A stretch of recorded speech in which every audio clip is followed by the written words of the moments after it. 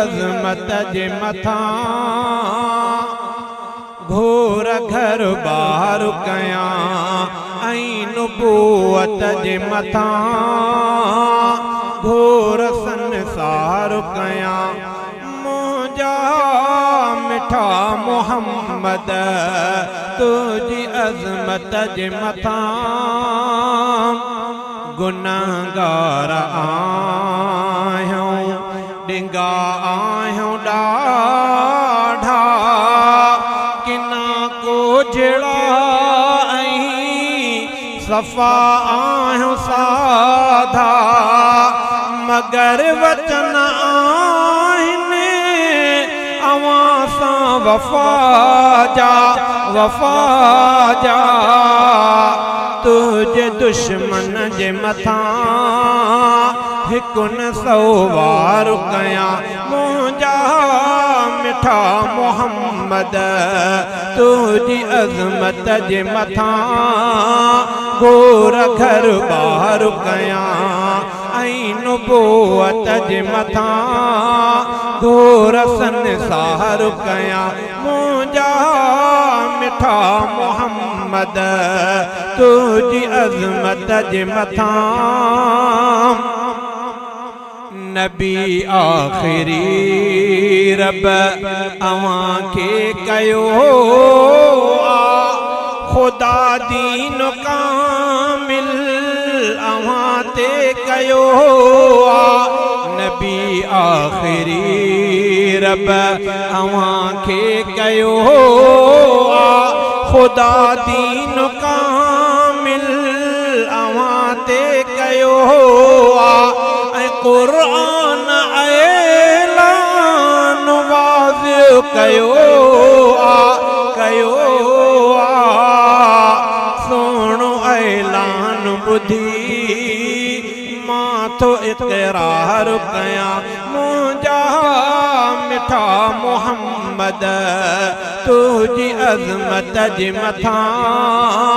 घोर घर बार कयां किननि क़ादियानिन जॾहिं कर खयो त उनखे जियालनि वॾो धको हयो किननि क़ादियानिन जॾहिं कर खयो त उनखे जियालनि वॾो धको हयो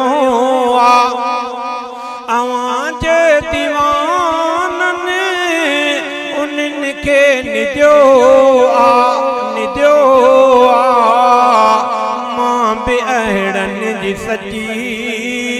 राह इख़्तियार कयां मुंहिंजा मिठा मोहम्मद तुझी अज़मत जे मथां घोर घर बार कयां ऐं नुबूवत जे मथां घोर संसार कयां मुंहिंजा मिठा मोहम्मद तुझी अज़मत जे मथां घोर घर बार कयां यकीनन नबी हाणे ॿियो को न ईंदो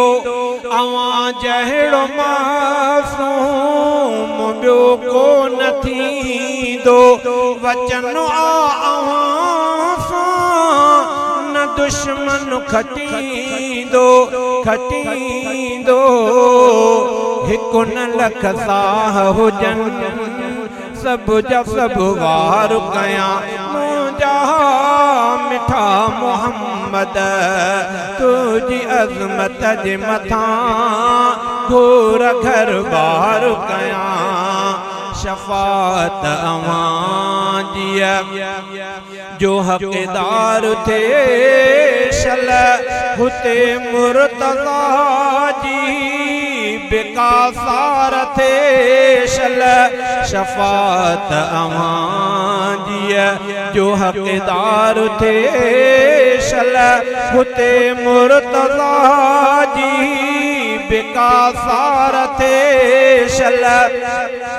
अवां बस सुञाणो वञे पार थी शल थक तॾहिं वेंदा लही शाल दीदार कयां मुंहिंजा मिठा मोहम्मद तुझी अज़मत जे मथां घोर घर बार कयां ऐं नुबुवत जे मथां घोर संसार कयां मुंहिंजा मिठा मोहम्मद तुझी अज़मत जे मथां घोर घर बार कयां।